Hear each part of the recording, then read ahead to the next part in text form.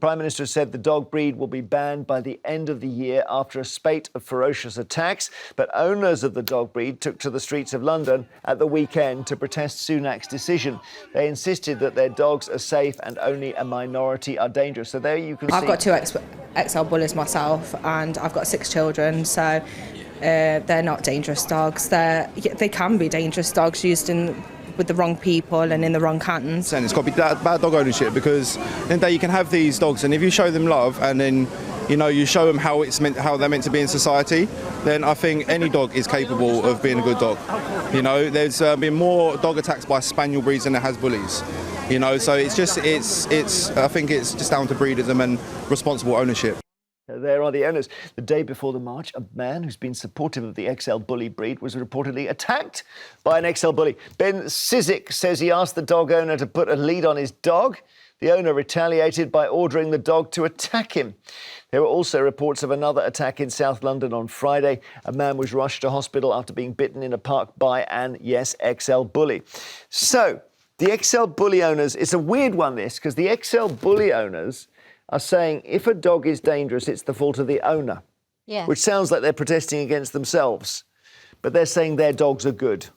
Well, any animal can be trained. So I agree, it's the owner hasn't trained them properly. But we do know that this breed, unfortunately, there are breeders that interbreed them and crossbreed them with so many other things to make them aggressive. Yeah. So, there is that aspect of it. Because that's the issue. Is it a problem with the breed, or is it a problem with the owner? My understanding, Kevin, is these dogs, they want to kill, basically. That's their hobby. Yeah, well, the clue's in the name, XL Bully, extra large bully.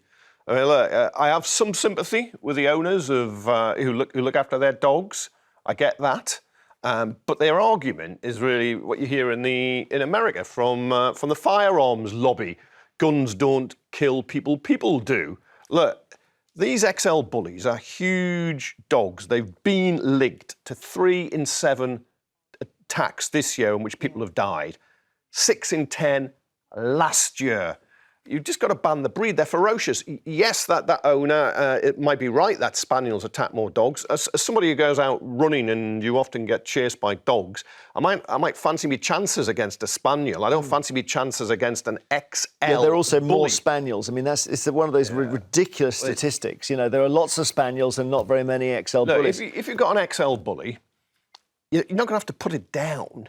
You just have to keep it on a leash, make sure it's got a muzzle, and have it neutered. Yeah. So you can keep it for the rest of its days. You can play with your kids, lick them, do whatever it. That's pretty lenient. I wouldn't let it play with somebody else's kids. No, Why would you do that? Yeah, I mean, shouldn't they all just be put down tomorrow? I love dogs so much, and I just think that, these owners have got a dog that they've trained and they've loved and their families love. You can't just say to them, put that dog down tomorrow. I think there has to be proof. And we do know, yes, that the stats are there of there's more bites from these extra large bullies. So it is that breed. But I still think you can't just say to somebody, just put them down tomorrow. All right. But owners know as well, dogs can turn. It could be a car backfiring, somebody startling it, another dog, whatever. I don't know if they do know. So this is the guy who, he's an XL Bully owner. He sees another XL Bully owner and he says, look, mate, you should have your dog on a lead. There's a good and a bad owner right there. That the other XL Bully owner doesn't put the dog on the lead. He sets his dog on this man. I don't know if he has a code word or what. Something, God only knows. Who then is attacked and ends up in hospital. Yeah. With probably 24 hours in A&E. Jack in Cheshire, hi. Isn't it about time that, a car in the wrong hands is a very dangerous thing and can be used as a lethal weapon. Isn't it about time that all owners of carnivorous animals, dogs and cats, have to be licensed to have that animal or those animals on their premises and to take them out, or to let them out in the case of cats, into public areas to defecate, urinate, spread disease, and just that alone? Wouldn't it seriously. be? I'm just thinking of we've got people watching Jack who very elderly, maybe on their own. Their pet is the one thing that they love, and then someone's going to come round and tell them to fill out a form and get a license. It's just too much. I'm 60 years of age and I live on my own, and I'd love to have a couple of dogs. I really would love to have a couple of dogs, and I can't have them because I'm not at the moment physically fit enough. Okay. It's as simple as that. And there's people being dragged around by the dogs. I see it all the time. I know 2 people who've got pit bull terriers who live near me, and those are the most pleasant dogs I've met in years. They're All right. really, really pleasant and cuddly. Cuddly.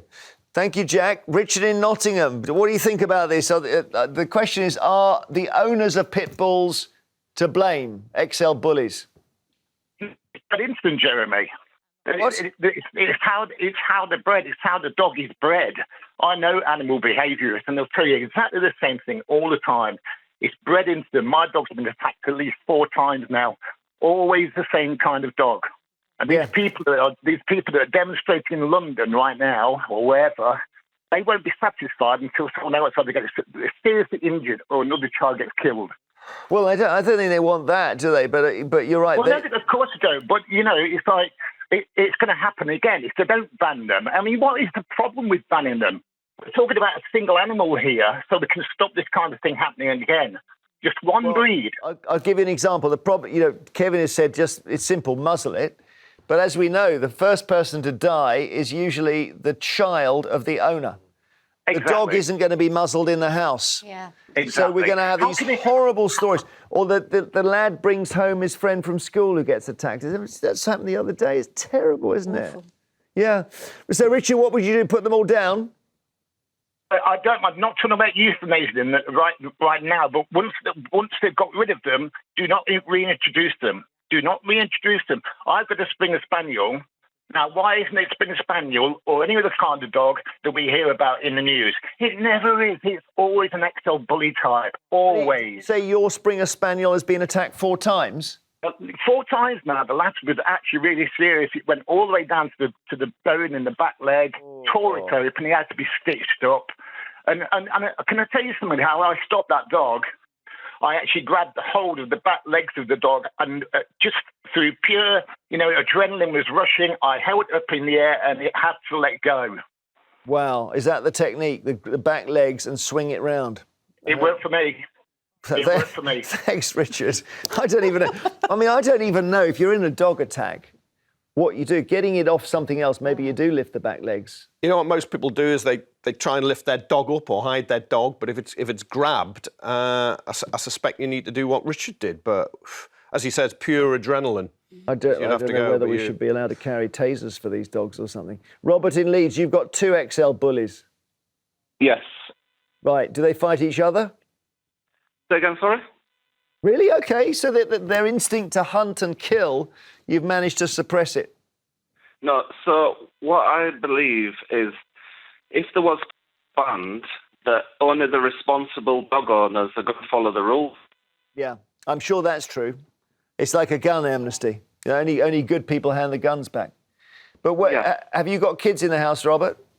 No, I haven't. Or just you on your own?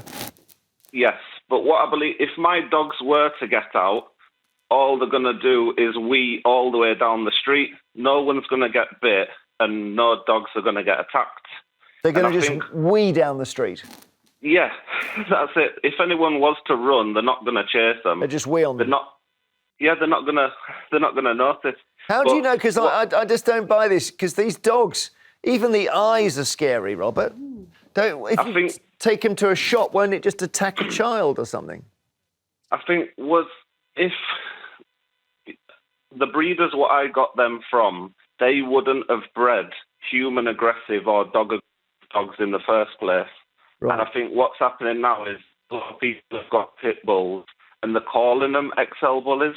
Okay. So you can't really distinguish what is and what isn't nowadays. I know that we showed a picture of a dog that wasn't yours, but that dog scared me a bit. Yeah, they look vicious, and if I saw one, I would keep away from it. It's difficult to know whether we can just ban things because we don't like the look of them. I mean, that's fundamentally... With XL Bullies, you just got to look at the record linked to 3 in 7 fatal attacks on humans this year, 6 in 10 last year. All right. Thank you, Robert, so much. Stay safe, my friend.